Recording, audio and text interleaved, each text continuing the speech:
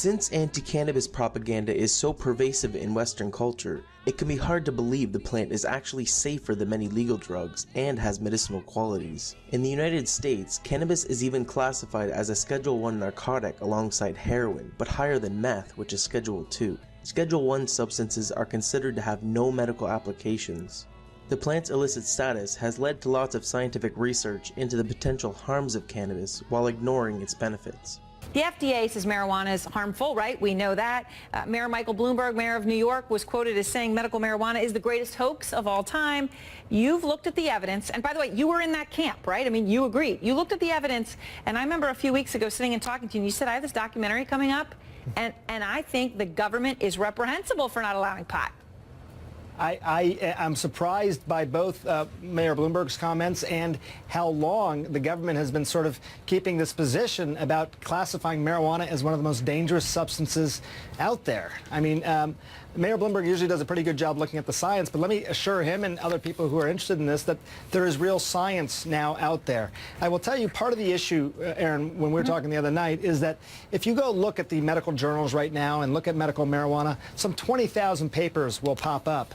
But the vast majority of, more than 90% of them, are designed to look at the harm of marijuana. And very few are actually looking at the benefit. And it paints a very distorted picture, and one that I think is very misleading. I think we've all been misled, and I've apologized for my own role in misleading people as well. But it is a very distorted picture. I searched further, I searched deeper, I looked outside the country, I looked in smaller labs, I listened to patients. This is a substance that can have significant medical value.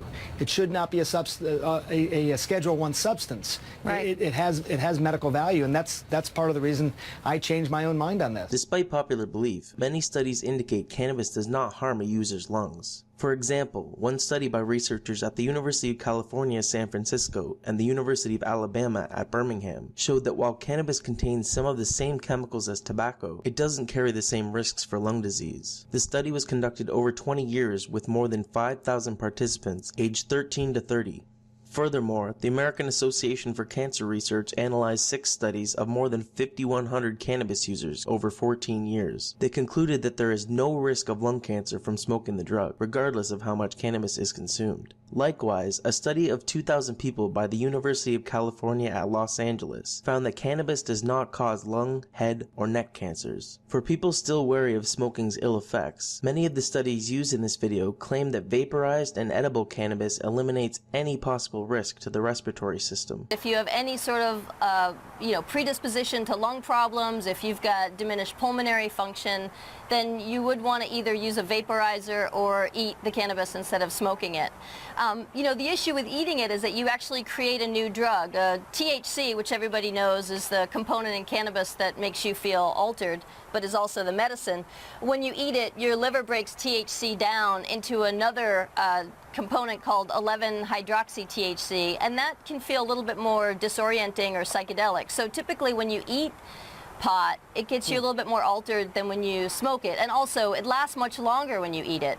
So if you want to be able to titrate your dose, you're better off smoking or vaporizing than eating it. But the other thing that's happening a lot now, Sanjay, which is interesting, is that people are juicing the whole plant. And what's good about juicing the whole plant is you don't get high. You get all the medicinal effects from the plant, but you don't become altered. And because it's illegal and so expensive, you really can't juice the whole plant in many other states in the country. But if this were a medicine, you would have that option. There are even studies suggesting cannabis may kill cancer cells. According to lab and mouse studies by researchers at Harvard University, THC cuts lung cancer tumor growth in half, while significantly reducing the ability of cancer to spread. Very early studies on mice in Israel, Spain, and the United States are now showing the potential of marijuana to kill cancer cells. Dr. Niagara Kadi, he's narrowing in on the potential of cannabinoids to kill immune cells that have mutated and become cancerous. Once they become cancerous, they no longer die a normal cell death. Instead, they begin growing and spreading uncontrollably. We were one of the first labs to demonstrate basically that not only the immune cells, the normal immune cells express these cannabinoid receptors called the CB2 receptors, but also that when these immune cells get transformed and they become cancer, to our surprise, we found that these cancer cells continue to express these CB2 receptors. This was an exciting discovery because the CB2 receptor can act like a target for the cannabinoids. Once they bind with the receptor, they can tell the cancer cell to die. So basically telling the cells basically to commit suicide, and that's what they do. And we demonstrated that that would be the mechanism by which the cannabinoids can kill the cancer, and therefore it can be used effectively as an anti-cancer agent. Dr. Nagar-Katti and his researchers were able to eradicate almost 100% of the cancer in test tubes. But they were skeptical they would see similar results when they moved on to tumors in mice. To our surprise, we found that almost 25 to 30% of the mice completely rejected the tumor. They were completely cured. And in addition, we found that the remaining mice also, there was a significant reduction in the volume or the size of the tumors as well. The lab results have been so promising that Dr. Nagar-Katti is beginning clinical trials with leukemia patients. Based on scientific evidence, there are many other illnesses and symptoms helped by the THC, CBD, and other cannabinoids found in cannabis. The main indications for using medicinal cannabis are to decrease nausea and to stimulate appetite. It also can be used for chronic pain. It's particularly good for neuropathic pain, the sort of pins and needles that the opiates aren't very good at treating. It's also a good muscle relaxer, and it's an anti-inflammatory and a free radical scavenger, and it also helps quite a bit with autoimmune disorders, sort of regulating the immune system. So it can be used for a whole host of medical indications and psychiatric indications as well. Multiple sclerosis, Alzheimer's, Parkinson's, rheumatoid arthritis, Tourette's, epilepsy, heart disease, obesity, various mental illnesses, and the holy grail of medicine, a cancer cure. And when you see how cannabis has helped children with seizures, it is impossible to deny the plant's medical abilities. Dravet syndrome. It is severe, intractable epilepsy. The seizures start during the first year of life and are unstoppable, difficult to control, and very damaging. Severe behavioral problems, attention deficit and hyperactivity, the self-injury, banging her head on the floor and pulling her hair out, and like a possessed child. This isn't your perfect, happy Charlotte. It was a race against time. Many Dravet kids die young, in early childhood. Charlotte was almost 3. For the next 2 years, the Figgies tried everything. Strange diets, acupuncture, and dozens of powerful drugs like Valium, Ativan, phenobarbital. But nothing seemed to help. Even worse, some of the medications nearly killed her. After 1 dose, she stops breathing, and after 2 doses, her heart will stop. Did you have to do CPR then on her yourself? Yes. I remember when her heart stopped and I had her pulse, and I lost her pulse. There was just nothing. The ambulance is on its way. She survived.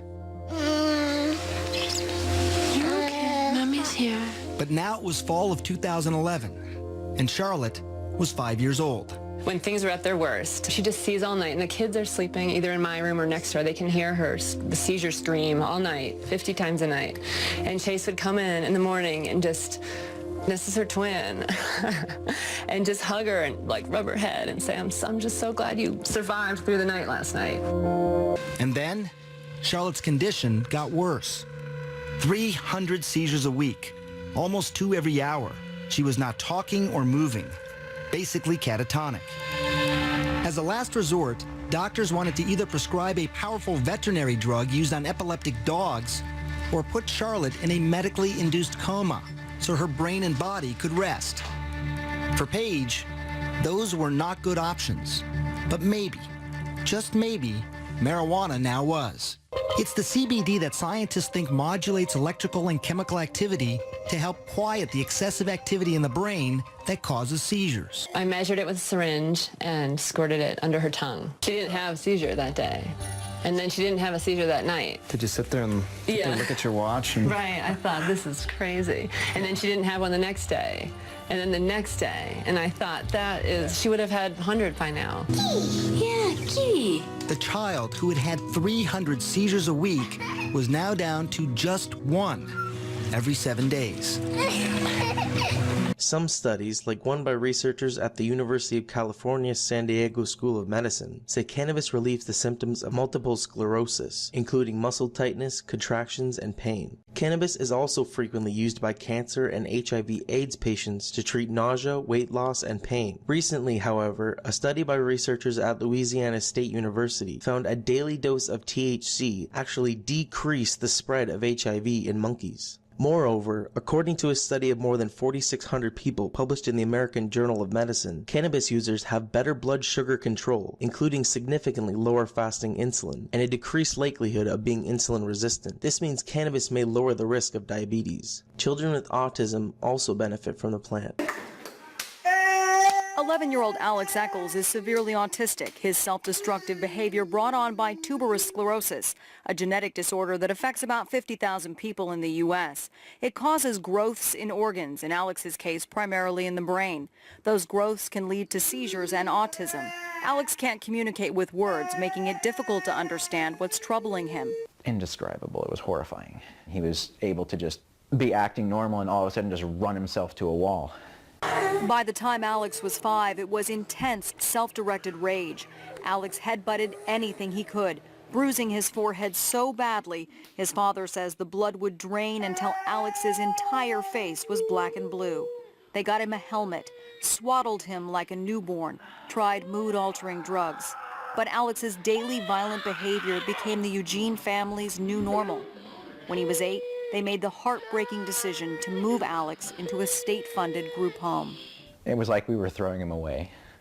His parents have turned to a controversial treatment, medical marijuana, to manage Alex's behavior. And after a few months of treatment, the Eccles say they saw a dramatic improvement. He went from hitting himself, blooding his face.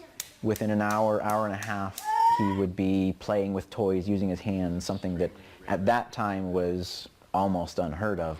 It's an extremely rare occurrence for Alex. Alex's group home won't give him the marijuana, so about 3 times a week his parents give him a liquid form of the drug. While research into cannabis is still in its infancy, it has been proven to be less harmful than many illegal and legal drugs. For example, according to the US CDC and Health Canada, tobacco-related diseases kill about 480,000 Americans and 40,000 Canadians every year. Alcohol kills about 88,000 Americans and 6,700 Canadians each year. Despite its demonization, it is impossible to overdose on cannabis. Mr. Botticelli, how many marijuana overdose deaths were there in the most recent year you have available?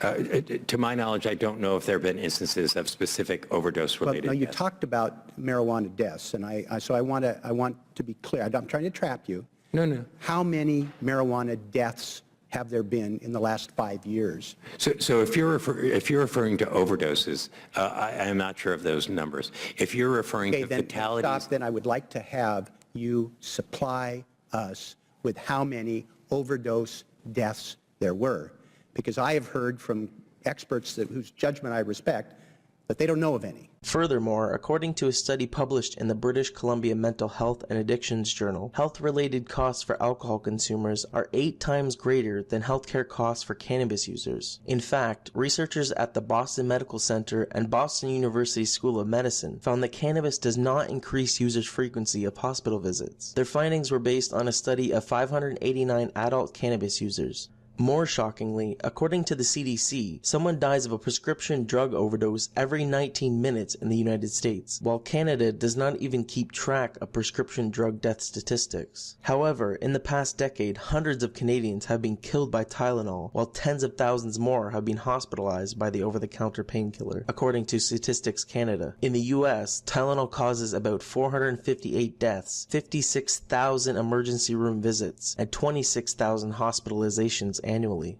What's more dangerous and what is more addictive? Cocaine and meth or marijuana? Pretty simple. I think that conversation minimizes the harm. No, I'm not trying to minimize the harm. I want to know which is more dangerous and addictive.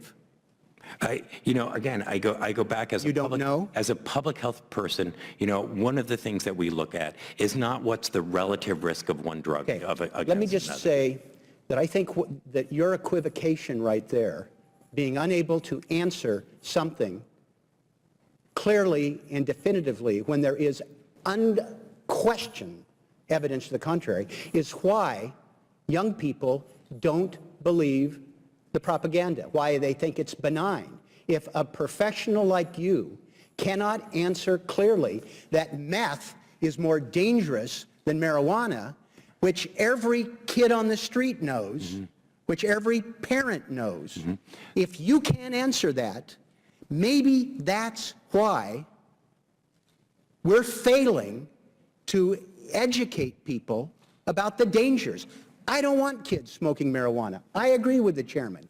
But if the deputy director of the Office of Drug Policy can't answer that question, how do you expect high school kids to take you seriously? While most scientific evidence suggests cannabis is relatively safe and in many cases beneficial for adults, some studies indicate youth under 18 may see mental declines with heavy cannabis use. For example, a study by researchers at the University of Otago in New Zealand found teens who regularly consume cannabis risk a long-term IQ drop. More than 1,000 subjects were tested at 13 before any significant cannabis use, then again at 38. It is important to note that the decline was not found in people who started using cannabis after age 18. Furthermore, a study of 97 teens by Northwestern University found cannabis may alter the working memory of adolescents that use the drug heavily. However, the group of 16 to 17-year-old users studied used cannabis daily for 3 years to negatively impact their memory. What we see is a very big difference in people who begin to smoke prior to the age of 16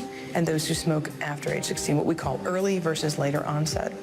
Gruber's brain scans show that the white matter, those are the highways that help the brain communicate from one point to another, are impaired in those who start smoking early. Maybe there's underlying white matter connectivity differences. That's your concern, it sounds like, that those highways, those white matter highways, are just more disrupted in people who start smoking early. That's what we see. Perhaps not surprising, given what we know about the young developing brain. That's a very delicate time in brain development, and that's not a good time to be taking any drugs. Other research indicates there may be no adverse effects of cannabis use on developing brains. According to a study of 92 adolescents by researchers at UC San Diego, teenage cannabis users are not likely to have reduced brain tissue health, unlike teens that drink alcohol. Brain scans of 16 to 20-year-olds that consumed 5 or more drinks at least twice a week showed reduced white matter brain tissue health, which can negatively affect memory, attention, and decision-making. This effect was not present in brain scans of cannabis users. Additionally, another study of 16 to 19-year-old students by researchers at UC San Diego found that cannabis may protect the brain from some of the damage caused by binge drinking. All of the studies used to make this video emphasize that additional research into cannabis is necessary. With more relaxed cannabis laws, more scientists will be able to access the plant and everyone will have a better understanding of the drug's potential benefits and harms. Like a weed.